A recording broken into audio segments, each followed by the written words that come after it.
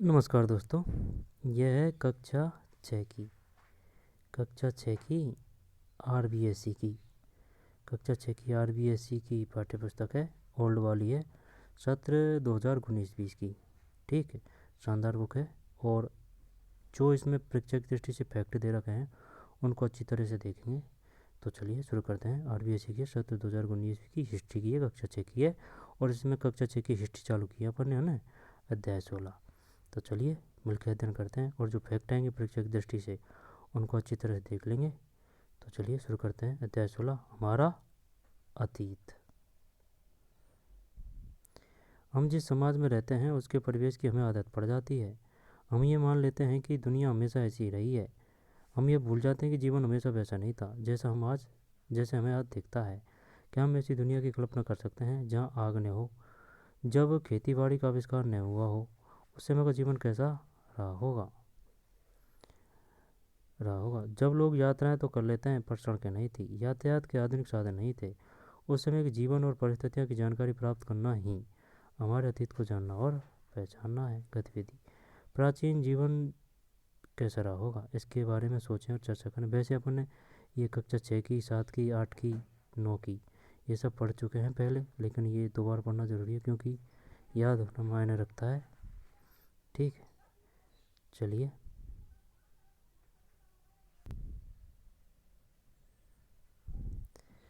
इतिहास के स्रोत, हमारे अतीत में जो ज्ञान के भंडार हैं उसका पता हमें पुरातन सामग्री, शिलालेख आदि से चलता है।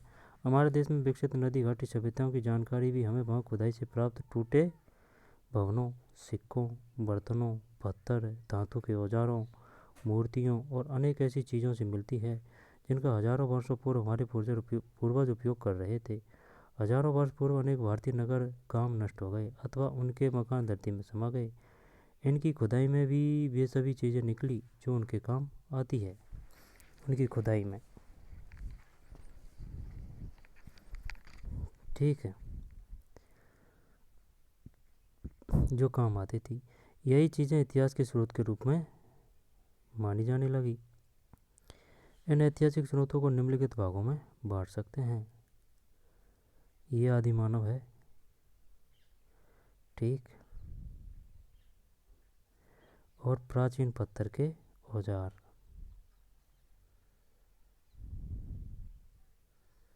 आई समझ में? ये मछली पकड़ने का कांटा लग रहा है और ये छुरी या चाकू है। हैं? और भाई साहब ये विभिन्न तरह की वो है ना, वो पलक है, कुराड़ी है ना, पत्थर है, जो पत्थर के ही हैं सब हथियार। ये कुराड़ी लग रही है, ये वाली,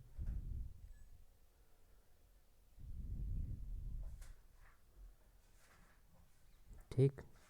पैनी पैनी धार होती है इनमें जो काटने, फाड़ने, चीरने वगैरह वगैरह के काम आती है। ठीक, प्राचीन पत्थर के औजार हैं, सब पत्थर के हैं। इसमें मछली को फंसा के पकड़ी जाती थी।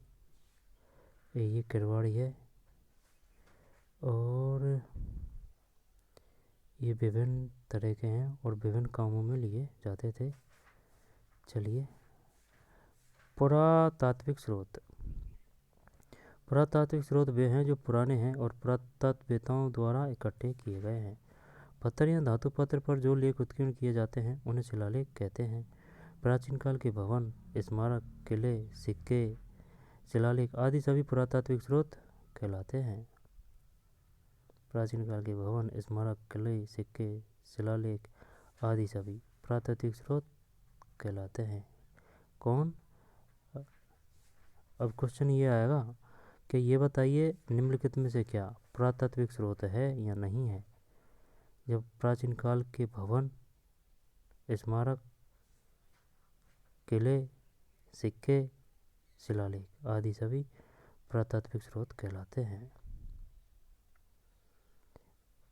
ठीक, सामाजिक विज्ञान भाग 3 है। अब है साहित्यिक स्रोत।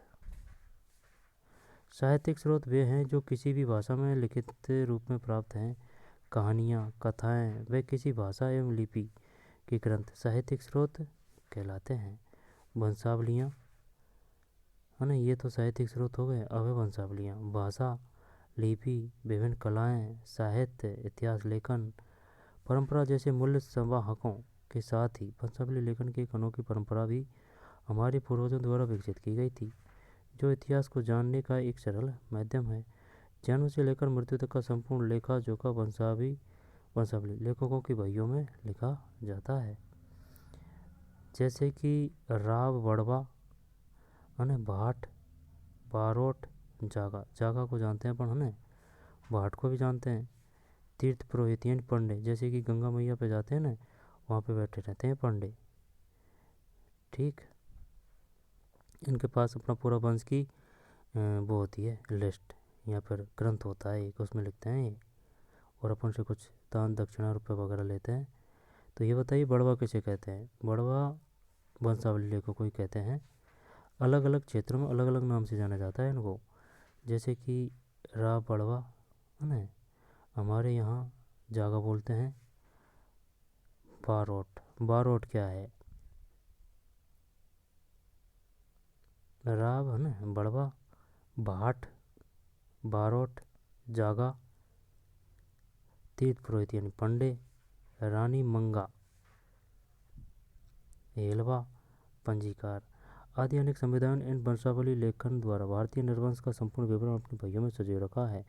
भारत में वंशावली लेखकों के पास हर जाति का इतिहास सुरक्षित है, ये याद होना जरूरी है।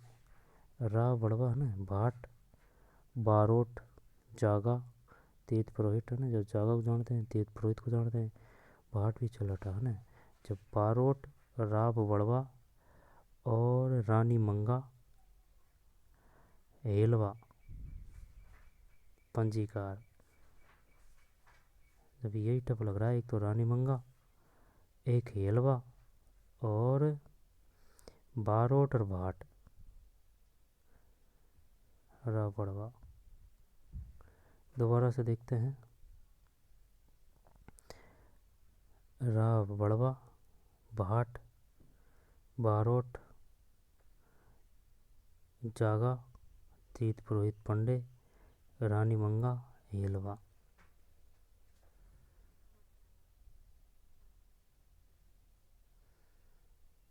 राव बड़वा, भाट, बारोट, जागा, तीर्थ पुरोहित पंडे, ने रानी मंगा, हेलवा, पंजीकार आदि अनेक समुदायों ने इस वंशावली लेखन द्वारा भारतीय नरवंश का संपूर्ण विवरण अपनी बहियों में सजे रखा है। भारत में वंशावली लेखकों के पास हर जाति का इतिहास सुरक्षित है। आएगा क्वेश्चन ऐसे आएगा, ये बताइए निम्नलिखित में से कौन वंशावलियों से संबंधित थे, वंशावलियों के लेखन से संबंधित थे? हेलवा, पंजीकार, बारोट, भाट और राव बड़वा, जागा, तीर्थ पुरोहित पंडे। अब है पुरालेख एवं विदेशी यात्रियों के वर्णन। ऐसे सरकारी, गैर सरकारी व व्यक्तिगत दस्तावेज जिनसे हमारे पूर्वजों के रहन सहन एवं संस्कृति की जानकारी मिलती हो, तथा भारत में आने वाले विदेशी यात्रियों द्वारा लिखे गए उनके अनुभव जिनसे भारत के बारे में जानकारी मिलती है, वे इतिहास के स्रोत कहलाते हैं। यथा हेनस्वांग व मेगास्त्रीज के भारत संबंधी वर्णन पढ़ें एवं बताएं। वंशावली लेखों का इतिहास लेखन में किस प्रकार योगदान रहा? सरस्वती सिंधु सभ्यता से प्राप्त शिला पर उत्कीर्ण लिपि। सिंधु सरस्वती सभ्यता से, सरस्वती सिंधु सभ्यता से प्राप्त शिला पर उत्कीर्ण लिपि।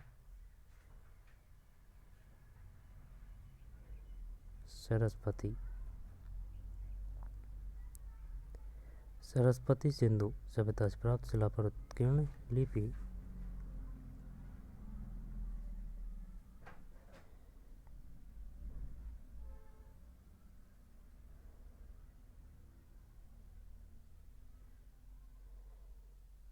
उर्दू सी लग रही है यार ये।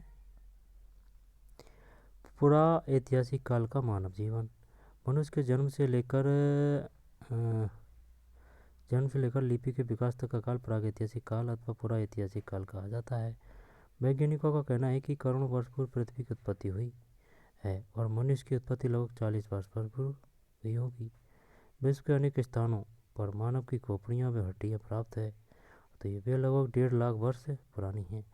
आज से 10,000 वर्ष पूर्व तक का काल पुराऐतिहासिक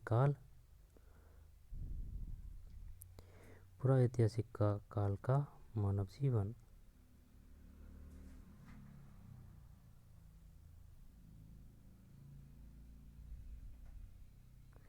कितनी वर्ष पूर्व हुई है? वैज्ञानिकों का कहना है कि करोड़ों वर्ष पूर्व पृथ्वी की उत्पत्ति हुई है और मनुष्य की उत्पत्ति लगभग 40 लाख वर्ष पूर्व हुई होगी। मनुष्य की उत्पत्ति लगभग 40 लाख वर्ष पूर्व हुई होगी।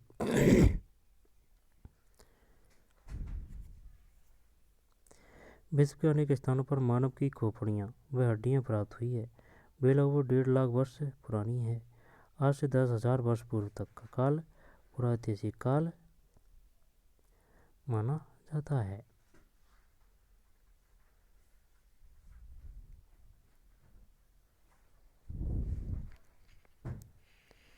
ठीक,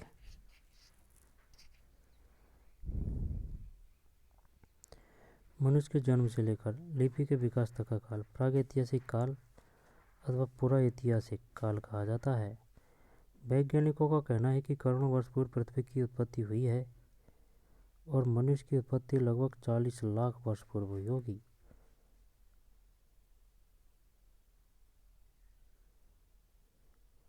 अब यहाँ से क्वेश्चन कैसे आएगा? क्वेश्चन ये ऐसे आएगा कि ये बताइए प्रागैतिहासिक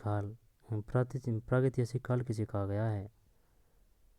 मनुष्य के, ये जैसे कि मनुष्य का जन्म हो गया, जन्म से लेकर जो लिपि यानी पढ़ने लिखने की बात आई है, लेकर लिपि के विकास तक का काल प्रागैतिहासिक काल अथवा पुराऐतिहासिक काल कहा जाता है। या फिर ये बताइए प्रागैतिहासिक काल किसे कहा जाता है अथवा पुराऐतिहासिक? वैज्ञानिकों का कहना है कि करोड़ों वर्ष पूर्व पृथ्वी की उत्पत्ति हुई है और मनुष्य की उत्पत्ति लगभग 40 लाख वर्ष पूर्व हुई होगी। विश्व के अनेक स्थानों पर मानव की खोपड़ियाँ व हड्डियाँ प्राप्त हुई है, वे लगभग 1.5 लाख वर्ष पुरानी है। आज से 10,000 वर्ष पूर्व तक का काल पुराऐतिहासिक काल माना जाता है। कब तक का? आज से और 10,000 तक का, 10,000 तक के पूर्व का काल पुराऐतिहासिक काल माना जाता है।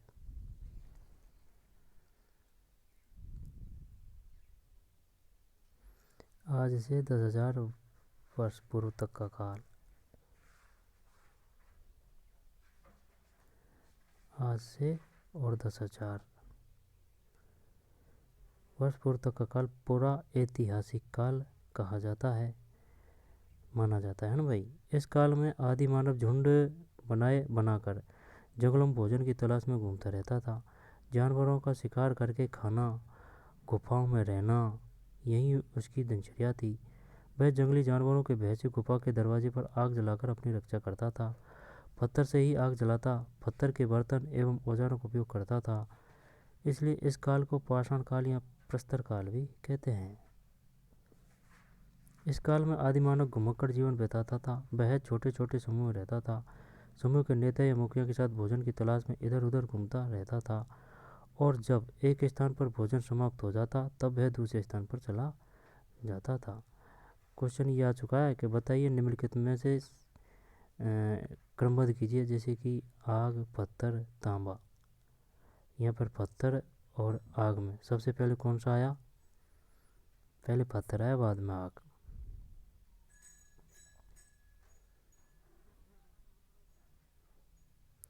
वह पत्थरों के छोटे छोटे टुकड़े काटकर पतली धार वाले हथियार, आरी, चाकू बनाकर उनका प्रयोग करने लगा।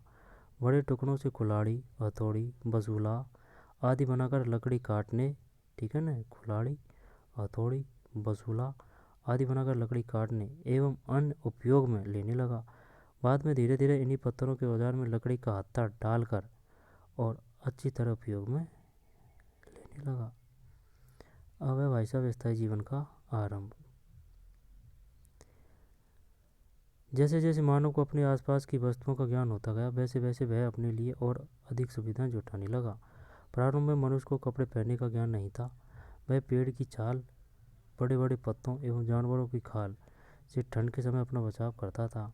बाद में वह जानवरों को पालना, पौधे लगाना, अन्न पैदा करना आदि सीख गया, जिससे उसका मुक्कड़ जीवन समाप्त हो गया और वह एक स्थान पर झोंपड़ी बनाकर रहने लगा और वहीं खेती करने लगा।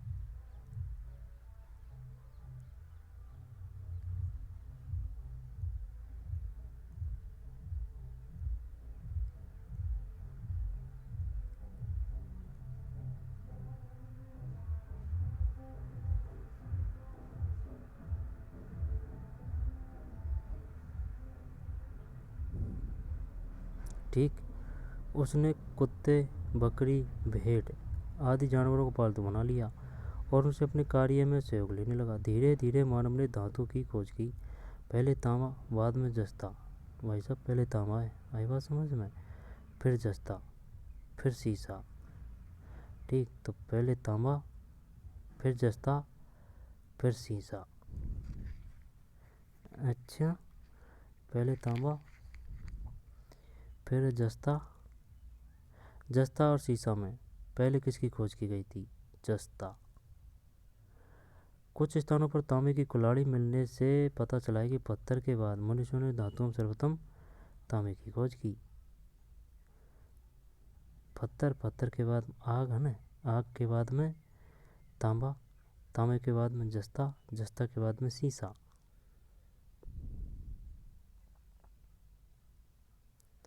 स्थायी जीवन जीते हुए उसने पेड़ के मोटे तने को लुढ़कते हुए देखकर पहिए बनाना सीखा, जिससे गाड़ी बनाकर उपयोग में लेने लगा। पत्थर की चाक बनाकर मिट्टी के बर्तन बनाने लगा। गेहूँ, जौ और कपास की खेती करना, गेहूँ, जौ, कपास, झोंपड़ी बनाकर रहना, जानवर पालना आदि कार्य सीखकर वह अपनी आवश्यकताओं की पूर्ति करने लगा। अभी तो वही है, 90% कार्य वही है गाँवों में। 70 राख ले, 65 राख ले। जैसे जैसे मानव और समझदार होने लगा, वैसे वैसे प्रकृति की उपासना, कपड़े बुनना आदि कार्य करने लगा। इस प्रकार पूर्व पाषाण काल से ताम्र पाषाण तक आते आते मानव का रहन सहन आदि पूर्व अवस्था से काफ़ी आगे बढ़ गया। जैसे जैसे मानव और समझदार होने लगा, वैसे वैसे प्रकृति की उपासना, कपड़े बुनना आदि कार्य करने लगा। इस प्रकार पूर्व पाषाण काल से ताम्र काल तक आते आते मानव का रहन सहन आदि पूर्व अवस्था से काफ़ी आगे बढ़ गया। इस प्रकार पूर्व पाषाण काल है ना, ठीक है, 10,000 से नहीं, पूर्व पाषाण काल से ताम्रकाल तक आते आते मानव का रहन सहन आदि पूर्व अवस्था से काफ़ी आगे बढ़ गया था। आओ करके देखें, आदि मानव ने क्या क्या सीखा, क्या क्या खोजा, उसने क्या क्या आकृतियाँ या उपयोगी चीज़ें बनाई। अपने अध्यापक की सहायता से सूची बनाए। यह है भाई साहब सिंधु सरस्वती सभ्यता। ठीक, सिंधु सरस्वती सभ्यता।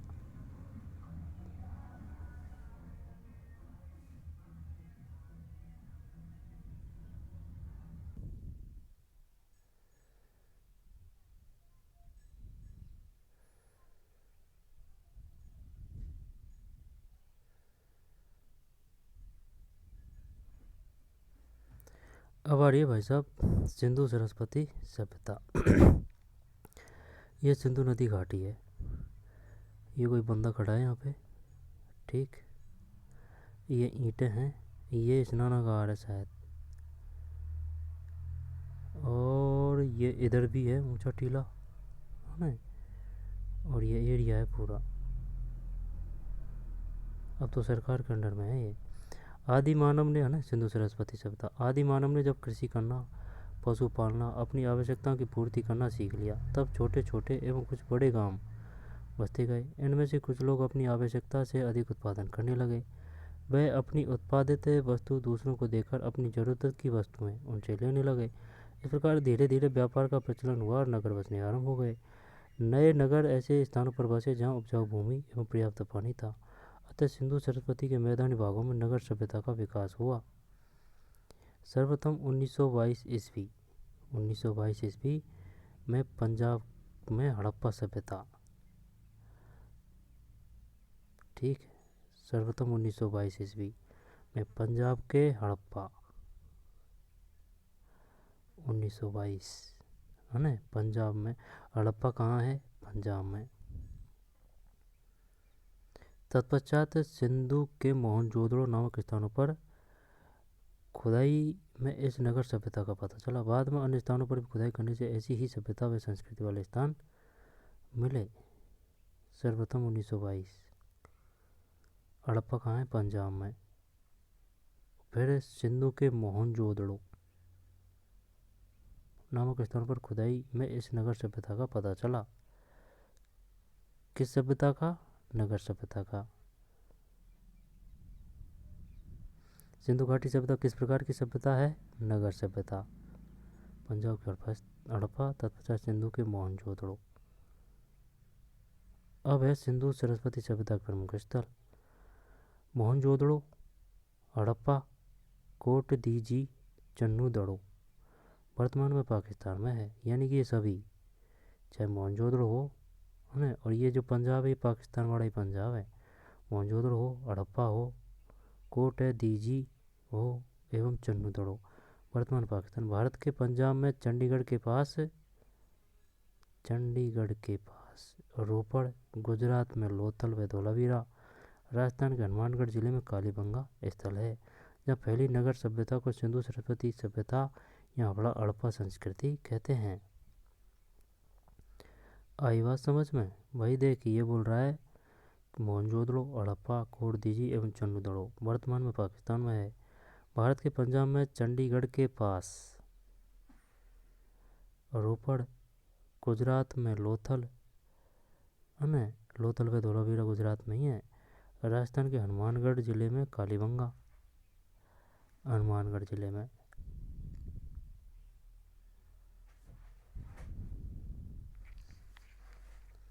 हनुमानगढ़ जिले में कालीबंगा स्थल है जहाँ फैली नगर सभ्यता को सिंधु सरस्वती घाटी सभ्यता या हड़प्पा संस्कृति कहते हैं। ठीक। पंजाब में चंडीगढ़ के पास रोपड़ और गुजरात में लोथल व धोलावीरा। पूछा जाता है क्वेश्चन कि लोथल कहाँ है या फिर धोलावीरा कहाँ है या फिर कालीबंगा कहाँ है? हनुमानगढ़ है ना। श्रीगंगानगर कंफ्यूज करने के लिए दिया जाता है। जहाँ पहली नगर सभ्यता को सिंधु सरस्वती घाटी सभ्यता या हड़प्पा संस्कृति है, क्योंकि इन सभी स्थलों से प्राप्त अवशेष हड़प्पा से प्राप्त अवशेषों से मिलते जुलते हैं। यह संस्कृति संपूर्ण सिंध, ठीक, बलूचिस्तान, पूर्वी और पश्चिमी पंजाब, उत्तर प्रदेश, गुजरात, उत्तरी राजस्थान में फैली हुई थी। भारत का मानचित्र देखने से पता चलेगा कि इस संस्कृति का भौगोलिक विस्तार बहुत बड़ा है। यह संस्कृति ईसा से 2500 वर्ष एवं वर्तमान में 4500 वर्ष पुरानी मानी जाती है। अब ये क्वेश्चन आ गया कि बताइए जो सिंधु घाटी सभ्यता है वह ईसा से कितनी वर्ष पुरानी है? 2500, 2600, 2700, 2800? 2500। और वर्तमान से 4500 वर्ष पुरानी है, 4500। सरस्वती नदी। सरस्वती नदी का भारतीय संस्कृति में महत्वपूर्ण स्थान रहा है। इसके तट पर वेदों की रचना होने का प्रमाणिक विवरण प्राप्त होता है। आई समझ में? यह कहना उचित होगा कि वैदिक संस्कृति का जन्म इसी नदी के किनारों पर हुआ था। सही है भाई। अगर देखी जाए ना तो भुज का वो एरिया है ना, वो खाली पड़ा है। उसकी अगर बाउंड्री देखते हैं तो समुद्र की लहरों से जो वो कटाव नहीं होता है ना, उसके चिन्ह अब भी स्पष्ट तौर से तरीके से देखे जा सकते हैं कि हाँ, ये जो विशाल भुज का क्षेत्र रहा था, ये यहाँ पे समुद्र का एरिया था ये पहले।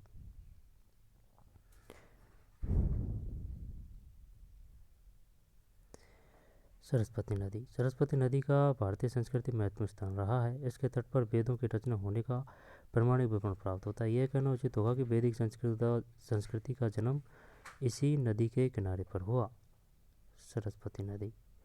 इस नदी का उद्गम स्थल शिवालिक पहाड़ी से माना जाता है। शिवालिक पहाड़ी, सरस्वती। यह नदी हरियाणा, राजस्थान में होती हुई कच्छ की खाड़ी में गिरती थी।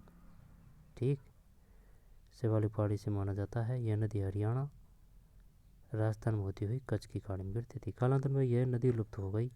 वैसे प्राचीन साहित्य में इस नदी को सिंधु नदी की माँ कहा गया है। किसको कहा गया है सिंधु नदी की माँ?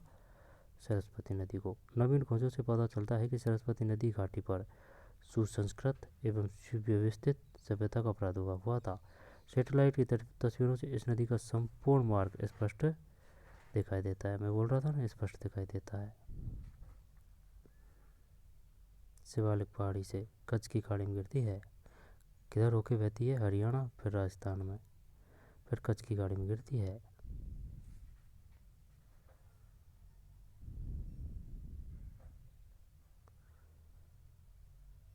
सिंधु सरस्वती सभ्यता से प्राप्त मोहर हैं। ये मोहर हैं सोने की।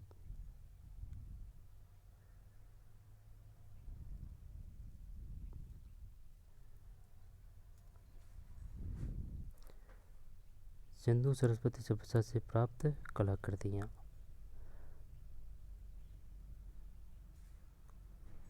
ये सूर लग रहा है, ये हिरन है, और ये कोई योगी है जिसने क्या है कि शायद ये या तो मगरमच्छ है या फिर सांप है जिसको पकड़ रखा है, और इधर इसके हाथ में कुछ फंदा सा है,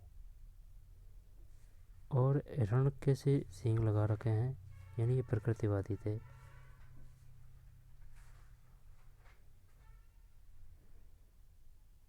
ये भाषा थी।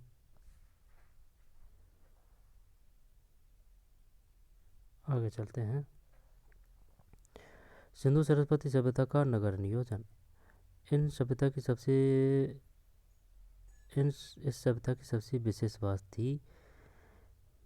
बात थी यहाँ की विकसित नगर निर्माण योजना। हड़प्पा तथा मोहनजोदड़ो दोनों नगरों के अपने दुर्ग थे। आई बात समझ में? हड़प्पा मोहनजोदड़ो दोनों नगरों के अपने दुर्ग थे जहाँ शासक वर्ग के परिवार रहते होंगे। ठीक है, अपने दुर्ग थे, चाहे हड़प्पा हो चाहे मोहनजोदड़ो हो, जहाँ शासक वर्ग परिवार रहते हैं। प्रत्येक नगर में दुर्ग के बाहर एक उसके निम्न स्तर का शहर, ठीक, निम्न स्तर का शहर था, इसके भी और इसके भी, जहाँ ईंटों के मकानों में नगर के अन्य लोग रहते होंगे। इन नगर भवनों के बारे में विशेष बात यह थी कि ये जाल की तरह फैले हुए थे, यानी कि सड़कें एक दूसरे को समकोण पर काटती थी और नगर आयताकार खंडों में विभक्त हो जाता था। ऐसा अनुमान किया जाता है कि बाढ़ या आक्रमण के समय वे गढ़ में ऊंचाई पर जाकर शरण लेते होंगे। हड़प्पा के दुर्ग में सबसे अच्छी इमारत धान्यगारों की थी। धान्यगारों मतलब जिसमें अपन अनाज वनाज रखते थे ना, उनकी थी अच्छी इमारतें, जो पानी बरसात वगैरह से खराब न हो। ये आयताकार में नदी के पास बनी होती थी। ये आयताकार में कैसे भी आ सकता है क्वेश्चन में। बताइए, जो हड़प्पा सभ्यता में जो धान्यगार मिले हैं वे किस आकार में बने हुए होते थे? आयताकार, वर्गाकार, त्रिभुजाकार, समतल। आयताकार। संभवतः नदी के रास्ते से माल नावों से लाया जाता होगा और गोदामों में रखा जाता होगा।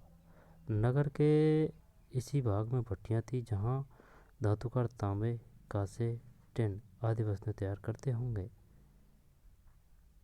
भाग में भट्टियाँ थी जहाँ धातुकार तांबे, कांसे, टिन आदि वस्तुएं तैयार करते होंगे। खुदाई में सभा भवन, बाजार, चौक, स्नान कुंड आदि मिले हैं जो उनकी नगर योजना को सुव्यवस्थित योजना की जानकारी देते हैं। खुदाई में क्या क्या मिले हैं? सभा भवन, बाजार, चौक, स्नान कुंड आदि मिले हैं। सुव्यवस्थित योजना की जानकारी देते हैं। अभय भवन। नगर का जो भाग जनसाधारण के रहने के लिए था वह योजनाबद्ध तरीके से बसाया गया था। भवन में ईंटों की मोटी दीवारें, खिड़कियां और दरवाजे अधिक पाए गए हैं। ईंटों की मोटी दीवारें, खिड़कियां और दरवाजे अधिक पाए गए हैं। तेल के बड़े बड़े मटके, रसोई के पास नाली, तेल के बड़े बड़े मटके, तेल के रसोई के पास नाली, जानवरों को रखने के स्थान भी भवनों में पाए गए हैं। अच्छा, कुछ घरों में कुएं भी प्राप्त हुए हैं। इससे पता चलता है कि घर के भीतर पानी सदैव उपलब्ध रहता था। मकानों में स्नानघर भी मिले हैं। दोबारा से पढ़ते हैं भाई। भवन, नगर का जो भाग जनसाधारण के रहने के लिए था वह योजनाबद्ध तरीके से बसाया गया था। भवन में ईंटों की मोटी दीवारें, खिड़कियां और दरवाजे दिख पाए गए हैं। तेल के बड़े बड़े मटके, रसोई के पास नाली, जानवरों के रहने रखने के स्थानों भी भवनों में पाए गए हैं। जानवरों को रखने के स्थान भी। कुछ घरों में कुएं भी प्राप्त हुए हैं। इनसे पता चलता है कि घर के भीतर पानी सदैव उपलब्ध रहता था। मकानों में स्नानघर मतलब स्विमिंग पूल।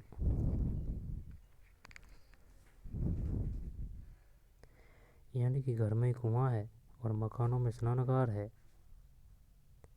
खुदाई से पता चला है कि इस सभ्यता में 3 सामाजिक वर्ग रहते होंगे। एक शासक वर्ग जो दुर्ग में रहते थे, दूसरे व्यापारी जो शहर के दूसरे भाग में, और तीसरे मजदूर वर्ग एवं आसपास के किसान जो अन्न पैदा करते और गांवों में रहते थे। यानी कि शासक वर्ग,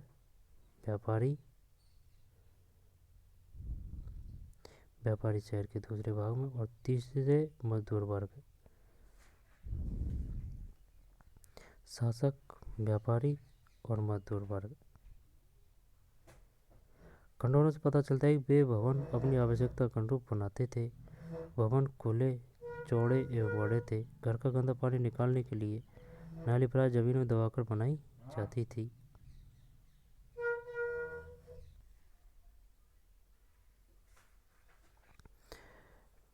ठीक, इसके बाद में खुदाई से पता चलता है कि इस सभ्यता में 3 सामाजिक वर्ग रहे होंगे। अगर क्वेश्चन आगा बताइए, सिंधु घाटी सभ्यता में कितने प्रकार के वर्ग मिले हैं या परिवार मिले हैं? ठीक, सामाजिक वर्ग 3। एक तो शासक, एक व्यापारी और थर्ड किसान। मजदूर वर्ग ये पढ़ लिया अपन है ना। खंडोरों से पता चलता है कि वे भवन अपनी आवश्यकता के अनुरूप बनाते थे। भवन खुले, चौड़े एवं बड़े थे। घर का गंदा पानी निकालने की नाली प्राय जमीन में दबाकर बनाई जाती थी। अब है सिंधु सरस्वती सभ्यता के पुरावशेष। इम्पोर्टेंट है। सिंधु सरस्वती सभ्यता के सभी स्थलों की खुदाई में जो वस्तुएं प्राप्त हुई उसमें समानता है। उन वस्तुओं से उस समय के नागरिकों के रहन सहन एवं जीवन स्तर का पता चलता है। प्राप्त अवशेषों के आधार पर इस नगर सभ्यता के बहुत अधिक विकसित माना जा सकता है। सिंधु सरस्वती सभ्यता के पुरावशेष आओ करके देखें। सिंधु सरस्वती सभ्यता के नगर नियोजन की प्रमुख विशेषताओं की सूची बनाएं।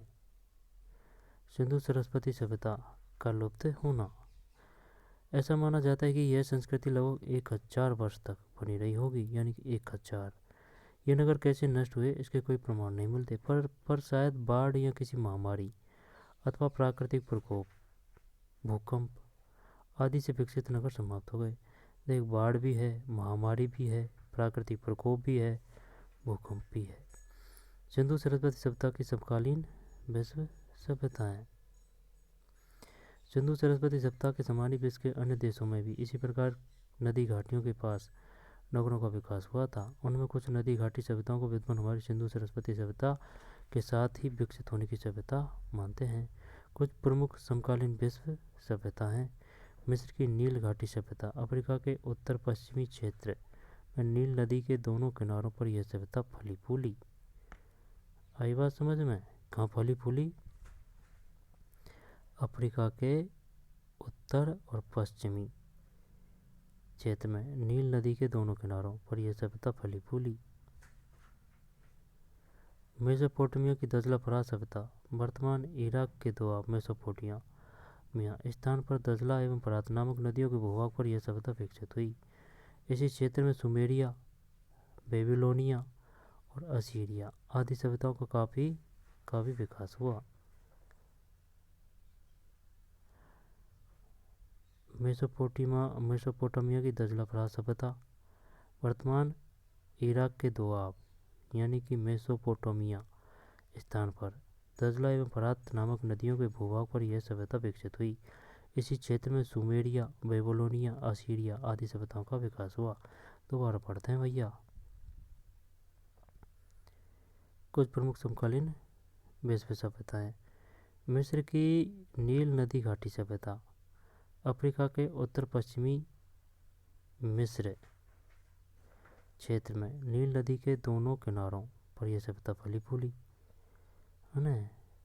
मिस्र की नील नदी घाटी सभ्यता, मेसोपोटामिया की दजला फराज सभ्यता वर्तमान इराक के दोआब मेसोपोटामिया स्थान पर दजला एवं फरात नामक नदियों के भूभाग पर यह सभ्यता विकसित हुई। इसी क्षेत्र में सुमेरिया, बेबीलोनिया, असीरिया आदि सभ्यताओं का विकास हुआ। चीन की हांगो नदी सभ्यता। चीन की हांगो नदी के निचले हिस्से के मैदानी इलाकों में जहां उपजाऊ दोमट मिट्टी पाई जाती थी वहां इस सभ्यता का विकास हुआ। निचले हिस्से के मैदानी इलाकों में। राजस्थान के प्रमुख पुरातात्विक स्थल, ठीक है, कालीबंगा। राजस्थान के हनुमानगढ़ जिले में कालीबंगा नामक स्थान पर 1961 में 2 टीलों की खुदाई में पुरा ऐतिहासिक काल के अवशेष प्राप्त हुए हैं। 2 टीले मिले हैं। कालीबंगा से कितने टीले मिले हैं? 2, 1961 में। वर्तमान में घग्गर नदी के किनारे पर स्थित इन टीलों से खुदाई से जो सामग्री प्राप्त हुई है वह हड़प्पा संस्कृति से मिलती जुलती है। घग्गर नदी के किनारे, कालीबंगा किस नदी के किनारे है? घग्गर नदी के किनारे। टीलों की खुदाई कब हुई? 1961 में। आहड़, उदयपुर की बेड़च नदी के किनारे पर आहड़ नामक बस्ती ताम्र नगरी के नाम से प्रसिद्ध थी। इसी बस्ती के पूर्व दिशा में मिट्टी के टीलों पर खुदाई में पाषाण युग एवं ताम्र युग के पत्थर, तांबे और मिट्टी के बर्तन के अवशेष मिले हैं। आहड़ कहाँ है? उदयपुर की बेड़च नदी के किनारे। उदयपुर की बेड़च नदी के किनारे आहड़ नामक बस्ती। उदयपुर की बेड़च नदी के किनारे आहड़ नामक बस्ती ताम्र नगरी के नाम से प्रसिद्ध थी। इस बस्ती के पूर्व दिशा में मिट्टी के टीलों पर खुदाई में पाषाण युग ताम्र के पत्थर, तांबे और मिट्टियों के बर्तनों के अवशेष मिले हैं।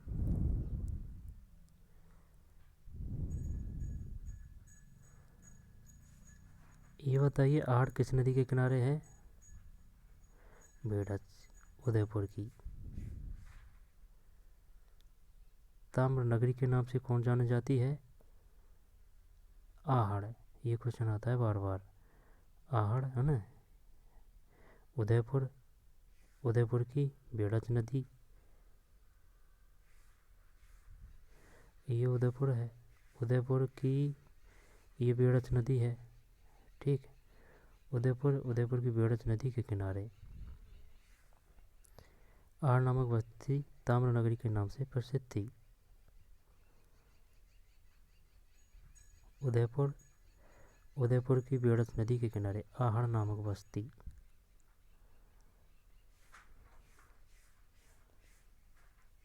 उदयपुर की बेड़च नदी के किनारे पर आहड़ नामक बस्ती ताम्र नगरी के नाम से प्रसिद्ध थी। इसी बस्ती के पूर्व दिशा मिट्टी के टीलों पर खुदाई में पाषाण युग एवं ताम्र युग के पत्थर, तांबे और दोबारा पड़ते हैं ना। उदयपुर की बेड़च नदी के किनारे, बेड़च नदी के किनारे कौन सी सभ्यता है? आहड़। किस और ताम्र नगरी के नाम से प्रसिद्ध थी। इस बस्ती के पूर्व दिशा में मिट्टी के टीलों पर खुदाई में पाषाण युग एवं ताम्र युग के पत्थर, तांबे और मिट्टी के बर्तनों के अवशेष मिले हैं। गिलुंड उदयपुर से 95 किलोमीटर उत्तर पूर्व गिलुंड राजसमंद नामक स्थान पर एक टीले की खुदाई में आहड़ के समान अवशेष प्राप्त हुए हैं। आहड़ एवं गिलुंड दोनों स्थलों की सभ्यता आहड़ संस्कृति के नाम से जानी जाती है। अच्छा, आहड़ एवं गिलुंड कहाँ है? राजसमंद। अब है बागौर कहाँ है? भीलवाड़ा जिले के बागौर नामक स्थान पर कोठारी नदी के किनारे। भीलवाड़ा जिले के बागौर नामक स्थान पर कोठारी नदी के किनारे पाषाण एवं ताम्रकालीन उपकरण एवं प्रावशेष एक टीले की खुदाई में प्राप्त हुए। यह बनास संस्कृति के नाम से जाना जाता है। बागौर कहाँ है? भीलवाड़ा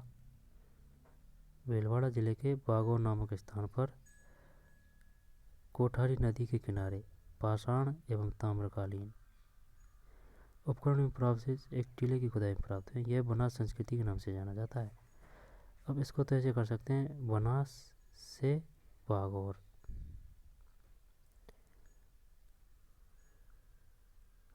बागौर कहाँ है? भीलवाड़ा।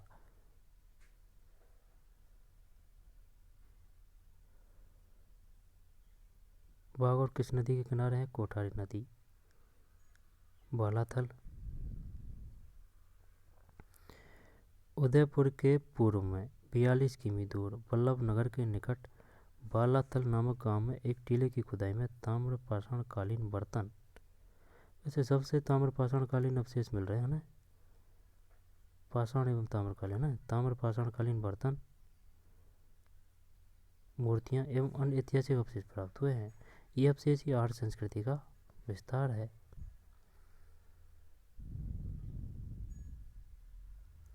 उदयपुर के पूर्व में 42 किमी दूर बल्लभ नगर के निकट बालाथल नामक गांव में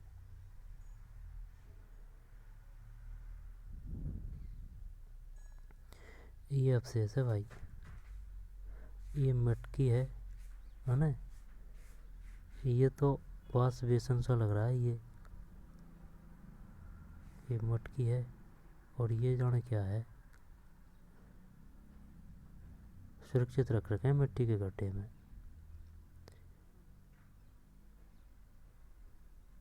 बालाथल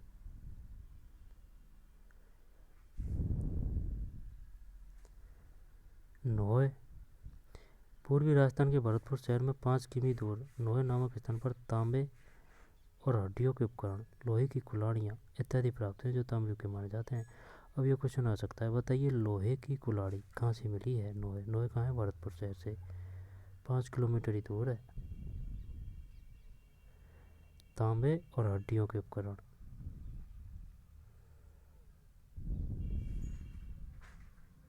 तांबा भी मिला है, हड्डी भी यहाँ मिला है, हड्डी के उपकरण है, हड्डियों के उपकरण, तांबे और हड्डियों के उपकरण, लोहे की कुल्हाड़ी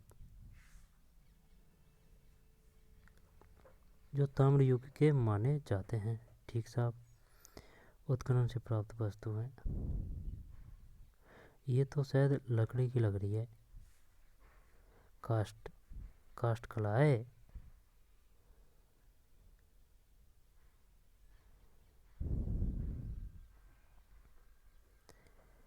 अब है चंद्रावती। आबू सिरोही माउंट आबू की तलहटी में आबू रोड के निकट चंद्रावती नामक स्थान पर ऐसे पुरावशेष प्राप्त हुए हैं जो प्राचीन मानव जीवन के निवास, आवास और उनके जीवन के विविध पक्षों पर जानकारी देते हैं। चंद्रावती पूर्व मध्यकाल में एक अत्यंत महत्वपूर्ण स्थल था। यहाँ चल रहे उत्खनन के किले के अवशेष एवं अनाज संग्रह के कोठार मिले हैं। ऐसा प्रतीत होता है कि यहाँ एक विशाल दुर्ग था। यह परमार वंश की राजधानी थी। परमार वंश की राजधानी कौन थी? चंद्रावती।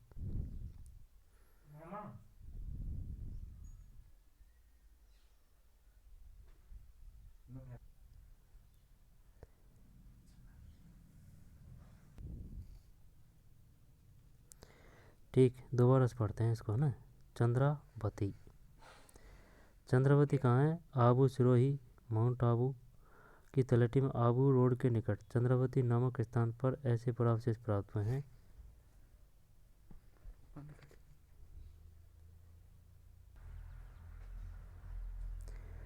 चंद्रावती आबू सिरोही माउंट आबू की तलहटी में आबू रोड के निकट चंद्रावती नामक स्थान पर ऐसे पुरावशेष प्राप्त हुए हैं जो प्राचीन मानव जीवन के निवास आवास और उनके जीवन के विविध पक्षों पर जानकारी देते हैं।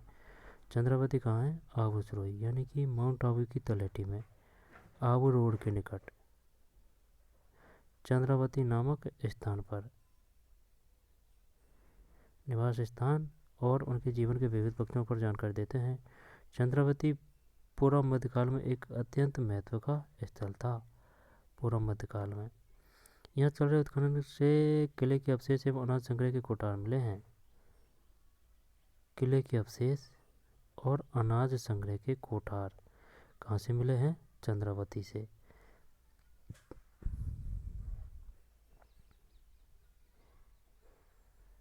ऐसा प्रतीत होता है कि यहाँ एक विशाल दुर्ग था। यह परमार वंश की राजधानी थी। अच्छा, परमार वंश की राजधानी कौन थी? ये, अरे यार, चंद्रावती। और अनाज संग्रह के कोठार कहाँ से मिले हैं? चंद्रावती। विशाल दुर्ग चंद्रावती, आबू सिरोही माउंट आबू तलहटी आबू रोड के निकट पूर्व मध्यकाल में।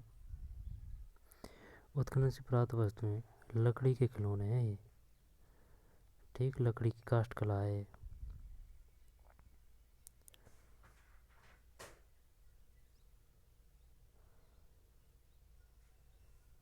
लकड़ी यानी काष्ठ। काई ने नहीं खाई यार ये, यहाँ पर मिट्टी है। चल छोड़। अब है पचमता। आई बात समझ में? पचमता। पचमता कहाँ है? राजसमंद में। और गिलुंड कहाँ है? राजसमंद में। राजसमंद उदयपुर से 100 किलोमीटर दूर पचमता गांव में पुरातात्विक खुदाई के दौरान पुरावशेष प्राप्त हुए हैं। यह गांव गिलुंड के पास है एवं आहड़ बना संस्कृति का एक महत्वपूर्ण स्थल है। पचमता मेवाड़ क्षेत्र की आहड़ बना सभ्यता संबंधित है जो हड़प्पा के समकालीन है। आई बात समझ में? दोबारा से लेते हैं, काफ़ी इंपॉर्टेंट है। पचमता कहाँ है? राजसमंद में। उदयपुर से 100 किलोमीटर दूर पचमता गांव में पुरातात्विक खुदाई के दौरान पुरावशेष प्राप्त हुए हैं। यह गांव गिलुंड के पास है एवं आहड़ बना संस्कृति का एक महत्वपूर्ण स्थल है। पचमता मेवाड़ क्षेत्र की आहड़ बना संस्कृति से संबंधित है। आहड़ बना संस्कृति जो कि हड़प्पा के समकालीन है। यहाँ कई कलात्मक वस्तुएं जैसे कि नक्काशी युक्त जार, आई बात समझ में? सीप की चूड़ियाँ, टेराकोटा के मनके, शंख और जवाहरात जैसे लेपिज लेजूली। यह अर्धकीमती पत्थर अफगानिस्तान के बसखा में पाया जाता है। नीले रंग का बहुमूल्य पत्थर, कई प्रकार के मिट्टी के बर्तन और भट्टियाँ या चूल्हे मिले हैं। यहाँ से क्वेश्चन आएगा भैया। यहाँ कई कलात्मक वस्तुएं जैसे कि नक्काशी युक्त जार पचमता, सीप की चूड़ियाँ पचमता और टेराकोटा के मनके पचमता, शंख और जवाहरात जैसे लेपिस लेजूली। यह अर्धकीमती पत्थर अफगानिस्तान के वदसा में पाया जाता है। नीले रंग का बहुमूल्य पत्थर, कई प्रकार के मिट्टी के बर्तन और भट्टियाँ या चूल्हे मिले हैं। गणेश्वर सीकर जिले में कांतली नदी के तट पर इस सभ्यता के स्थल से ताम्रपाषाण कालीन वस्तुएं भारी मात्रा में प्राप्त हुई है। ताम्रपाषाण कालीन कांतली नदी के किनारे हैं गणेश्वर, सीकर जिले में कांतली नदी के तट पर। ताम्रपाषाण कालीन की वस्तुएं कहाँ से भारी मात्रा मिली है? गणेश्वर सभ्यता से। बैराठ जयपुर जिले में स्थित बैराठ विभिन्न युगों में विकसित सभ्यता स्थल रहा है। महाभारत काल में यह मत्स्य जनपद की राजधानी था। मत्स्य जनपद की यहाँ से सम्राट अशोक के शिलालेख भी प्राप्त हुए हैं। राजस्थान के कई पूर्व हड़प्पा एवं हड़प्पाकालीन स्थल है जैसे करनपुरा, बजनौर, तरखान, वाला डेरा ऐसे 100 पुरास्थल मिले हैं। इनमें से 6 का उत्खनन हो चुका है। अच्छा, करनपुरा हड़प्पा एवं हड़प्पाकालीन स्थल है। करनपुरा, बिजनौर और तरखान और बाला डेरा ऐसे 100 पुरास्थल मिले हैं। इनमें से 6 का उत्खनन हो चुका है। हड़प्पा एवं हड़प्पाकालीन करनपुरा, बिजनौर, तरखान, वाला डेरा। बताइए निम्नलिखित में से कौन सा हड़प्पा एवं हड़प्पाकालीन स्थल नहीं है? करनपुरा, बिजनौर, तरखान, वाला डेरा और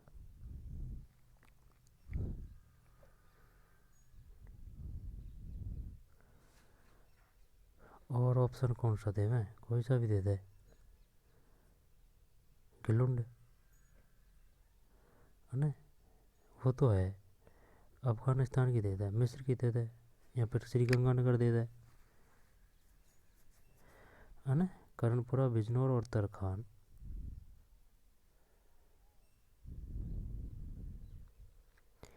आओ करके देखें। राजस्थान की सभ्यता के नए उत्खनन स्थलों के बारे में अध्यापक की सहायता से जानकारी प्राप्त कर संग्रहित कीजिए। शब्दावली। शिलालेख किसे कहते हैं? पत्थर या धातु पर लिखे हुए अभिलेख। धारणागार क्या है? अनाज रखने का स्थान है। मानव जाति, नरवंश। फिर अभ्यास प्रश्न होता है। सिंधु घाटी सभ्यता का सबसे पहला उत्खनित स्थान कौन सा था? यार ये हड़प्पा है। ऑप्शन है, आंसर दे रहे, आंसर नहीं है यार इसमें। सिंधु घाटी सभ्यता का सबसे पहला उत्खनन स्थल कौन था? या फिर मोहनजोदड़ो। आ गया ना क्वेश्चन, हड़प्पा या मोहनजोदड़ो। कालीबंगा लोथल तो नहीं है। चल देख लेंगे इसको। सिंधु सभ्यता ईसा से कितने वर्ष पुरानी है? सिंधु सभ्यता ईसा से 2500 और वर्तमान से 4,500। इतिहास के जानने के स्रोत कौन कौन से हैं? आदि मानव का जीवन कैसा था? आदि मानव के प्रमुख हथियार एवं औजार कौन कौन से थे? क्या कारण था कि प्राचीन सभ्यताएं नदी किनारे मैदानों में पनपी? सिंधु सरस्वती सभ्यता के प्रमुख स्थल कौन से हैं? सिंधु सरस्वती सभ्यता के नगर नियोजन पर टिप्पणी लिखिए। सरस्वती सिंधु सभ्यता के समकालीन विश्व संस्कृतियों पर टिप्पणी लिखिए। राजस्थान के प्रमुख पुरातात्विक स्थल कौन कौन से वर्णन कीजिए। राजस्थान के प्रमुख पुरातात्विक स्थलों के चित्रों का संकलन कीजिए। विभिन्न प्रकार के पत्थरों को इकट्ठा कर यह जानें कि क्या इनसे औजार एवं हथियार बनाए जा सकते हैं। कुछ औजार एवं हथियार बनाकर प्रदर्शित कीजिए। आई बात समझ में? जब ये इस क्वेश्चन को देखते हैं, सिंधु घाटी सभ्यता का सबसे पहला उत्खनन, ये पाठ था भाई। नरवंश, शिलालेख, धान्यगार, है ना, करनपुरा, बिजनौर, तरखान, वाला डेरा, जिनमें 6 का उत्खनन हो चुका है। बैराठ, गणेश्वर, सीकर जिले में कांदली नदी के तट पर। पचमता, राजसमंद उदयपुर से 100 किमी दूर।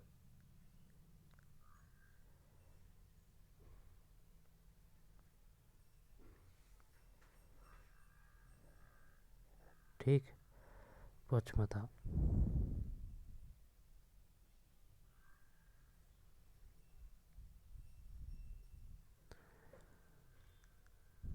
है ना, गणेश्वर, फिर पचमता, राजसमंद।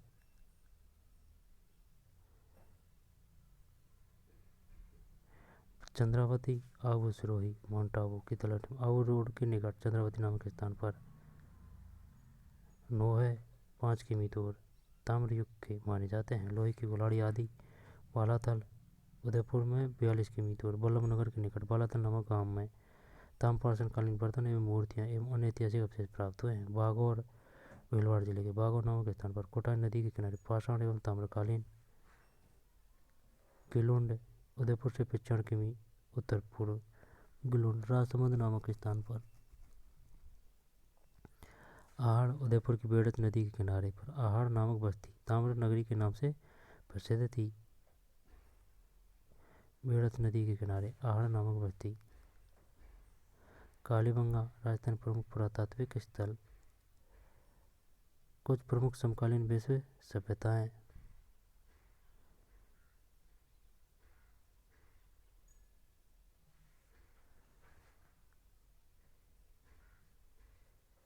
मेसोपोटामिया चीन की हांगू नदी सभ्यता। मिस्र की नील नदी घाटी सभ्यता।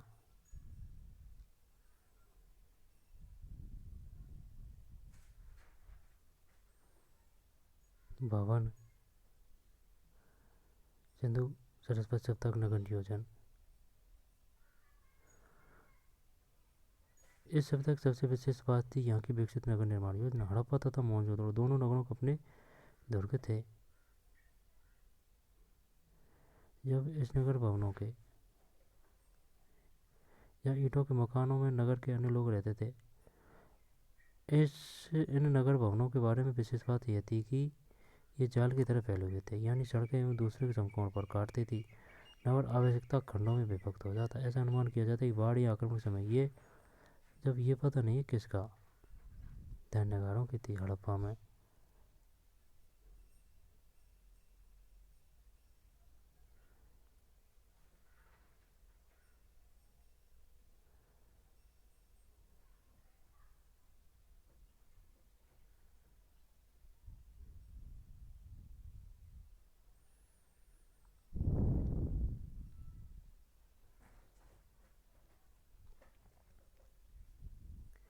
उन्नीस सौ बाईस में पंजाब के हड़प्पा है ना, तत्पश्चात सिंधु के मोहनजोदड़ो नामक स्थानों पर खुदाई में ये आया है।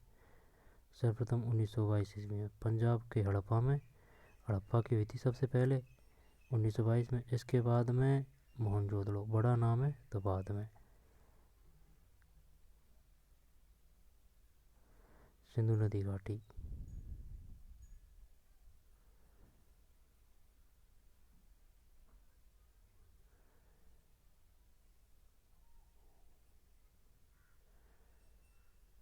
बहुत शानदार बुक है भाई ये। ठीक, ये पार्ट था, ये अपना कंप्लीट हो चुका है। आई बात समझ में?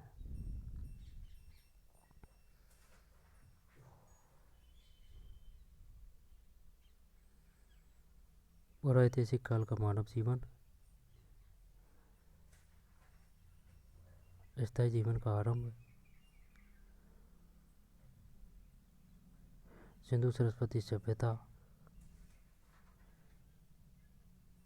मोहनजोदड़ो हड़प्पा कोट दीजी एवं चन्नूदड़ो वर्तमान में पाकिस्तान में है। सरस्वती नदी शिवालिक पहाड़ी से सिंधु नदी की माँ कहा गया है।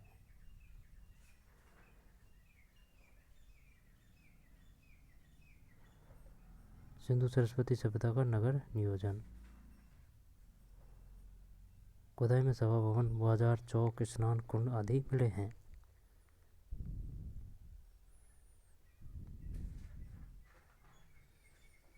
भवन खुले, चौड़े एवं बड़े थे। घर का गंदा पानी निकालने के लिए नाली प्राय जमीन में दबाकर बनाई जाती थी। सिंधु सरस्वती सभ्यता के पुरावशेष।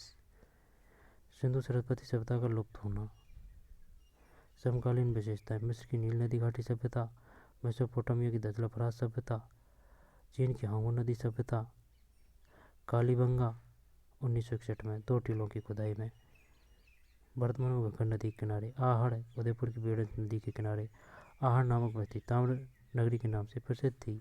गिलुंड उदयपुर से 95 किमी उत्तर पूर्व में गिलुंड राजसमंद नामक स्थान पर एक टीले की खुदाई में, बागौर भीलवाड़ा जिले के बागौर नामक स्थान पर कोठारी नदी के किनारे पाषाण एवं ताम्रकालीन उपकरण पुरावशेष टीले खुदाई में प्राप्त हुए। वालाथल उदयपुर के पूर्व में 42 किमी दूर बल्लभनगर के निकट वालाथल नामक गांव में एक टीले की खुदाई में ताम्र कालीन बर्तन, मूर्तियां एवं अन्य ऐतिहासिक से प्राप्त हुई है।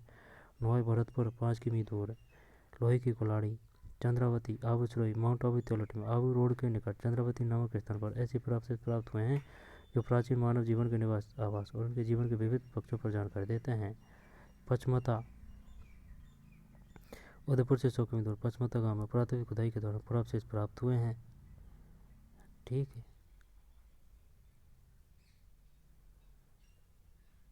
गणेश्वर ताम्र पाषाण काल की बैराट। तो चलिए, इसका ये हो गया हड़प्पा, फिर मोहनजोदड़ो, और 2.5 और वर्तमान से 4500। तो चलिए मिलते हैं नई वीडियो में। धन्यवाद।